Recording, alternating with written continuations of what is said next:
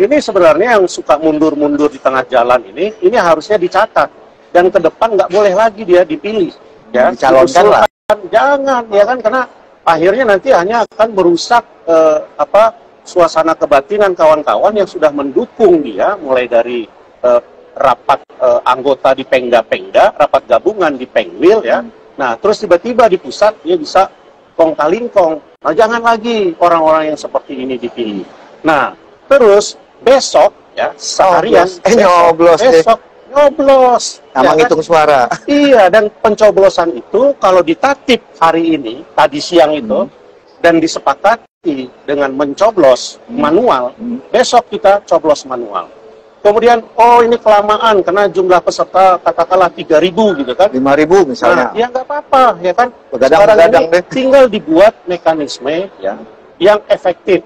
Kalau tidak mau menyaksikan, kawan-kawan serahkan semua kepada saksi-saksi. Ya, biasanya satu calon itu 3. 3 ya? 3, ya tergantung. Kalau 3 kan, misalnya saya dukung Bauti, nanti saksi dari Bauti itu Beli Nyoman misalnya ya, terus siapa Kurniawan misalnya kan, Dewi Larasati, ya sudah, dialah yang ditugaskan untuk melototin itu kertas, begadang gitu ya. Iya betul. Kayaknya nggak akan begadang karena kan kalau dipangkas ya, berarti mulai dari pagi sampai nggak sampai sore juga itu pasti sudah selesai. Jam 12 dan selesai sudah lah. Terpilih ketua umum kita yang baru. Ya, ketua umum baru tentu dengan harapan baru, ya. Dan ketua umum baru ini pasti sudah tahu, paham, ya, dan mengerti apa kegagalan-kegagalan yang terjadi, ya, kekacaubalauan yang terjadi, dan tentu itu tidak akan mungkin dia lakukan ke depan. Tapi nasi sudah jadi itu. Sekarang kan dibilang harapan ya tinggal harap, dan sudah ada. Nah, ini menarik ya Bang. Ini ya terserah Bang Eki mau menanggapi atau tidak. Pelaksanaan Cilegon itu berdasarkan surat Kumham. Ya. Dan ini pun berdasarkan surat Kumham. Ya. Itu gimana Bang? Kalau melihat kondisi saat ini dengan mundurnya pun dengan surat Kumham, gimana Bang? Tanggapannya Bang? Kalau saya tetap berpegangan ke anggaran dasar dan anggaran rumah tangga. Bisa saja ya Kumham intervensi. Kan di ketentuan pasal 82 UU JNP ya, Undang-Undang Nomor 2 Tahun 2014 sebagaimana perubahan atas Undang-Undang 30 Tahun 2004 ya. Itu kan disebutkan di ayat 5 ya, yang kurang lebih kalimatnya itu pembinaan dan pengawasan terhadap organisasi, bukan notaris. Bukan notaris. Nah, kalau notaris ya, jabatan itu sudah diatur di pasal 66. Ya kan? Nah, dan seterusnya ada majelis pengawas daerah, ya kan, MPW, MPP. Nah, ada majelis kehormatan wilayah, ada juga MKNP. Nah, itu jabatannya. Tetapi kalau organisasinya itu di ayat 5. Nah, jadi pengawasan pembinaan organisasi, nah itu harus diterbitkan Permen Kumham sebagai peraturan pelaksana dari pasal 82 ayat 5 UU JNP ya. Nah, notaris itu. Jadi kalau sekarang ya seharusnya menurut saya ini adalah momen yang tepat bagi Kumham ya untuk menerbitkan Permen Kumham sesuai pasal 82 ayat 5 tersebut. Nah, silakan kalau itu sudah ada anggaran dasar INI ini harus sejalan dengan Permen Kumham itu.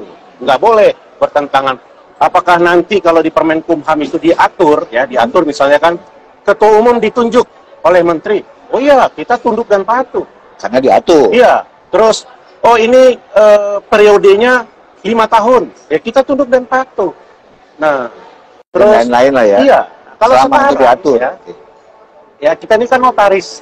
Akta yang kemarin dilaporkan di tahun 2019 itu hanya terdiri dari DKP dan perubahan pengurus. Tidak ada di situ, kalau di perkumpulan lain itu kan ada pengawas. Ya. Ada nggak? Tidak ada. Terus di perkumpulan lain itu malah ada penasehat dan pembina. Ada nggak? Nah, oke. Saat ini kan permen belum hadir. Ya.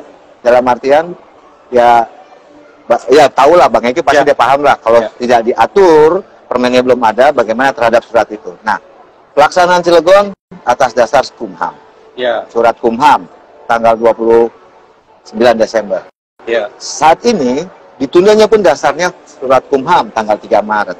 Ya. Jadi masih tanda petik, ya kan, terserah Bang Eki, langkah apa dalam artian ada nggak Bang Eki bisa memberikan masukan buat teman-teman anggota se-Indonesia Ya, dalam khusus artian ini untuk menyelesaikan untuk rekan-rekan ketua-ketua Pengwil. Ya. Kalau dipakai pasal 21 ayat 2 huruf B, ayat 3 dan ayat 4, ya, itu akan ikut menyelamatkan kementerian. Kenapa? Ya, diambil alih itu dasarnya adalah anggaran dasar dan anggaran rumah tangga, bukan surat tanggal 29, kemudian tanggal 24, kemudian terakhir tanggal 3. Dasarnya bukan itu, tetapi dasarnya itu adalah pasal 21 ayat 2 huruf B dan ayat 3 dan 4 ini.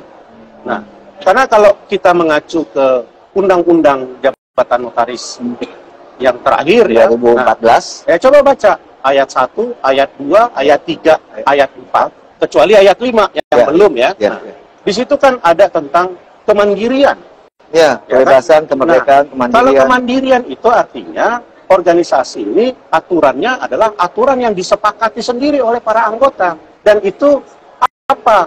Institusi pengambil keputusan tertinggi kembali ke pasal 10 anggaran dasar melalui Kongres. Kekuasaan tertinggi di anggota melalui Kongres. Atau Kongres luar biasa. Kongres itu anggaran dasar yang tadi kita sebutkan itu masih memakai anggaran dasar produk bulan Mei tahun 2015 KLB di Banten. Ya, belum ada lagi perubahan yang lain.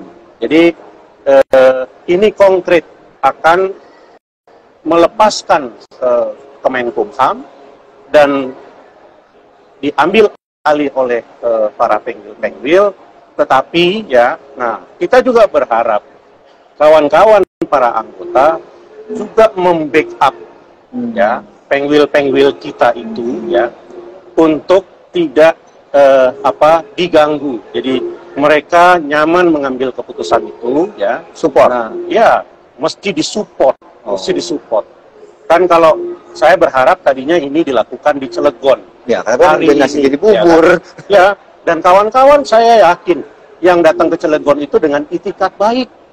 Nah, PP yang sudah berakhir ini juga terselamatkan mungkin. Ya. Terus Kumham juga terselamatkan. Terus anggota secara keseluruhan terselamatkan. Nama baik organisasi kembali terangkat. Karena kita mengembalikan itu kepada para ketua-ketua Pengwil yang memang dia mempunyai kewenangan sebagai pemimpin di presidium. Ya, jadi emang presidium. Iya. Dan ini juga harus menjadi catatan bagi kita ke depan untuk menyempurnakan anggaran dasar, ya.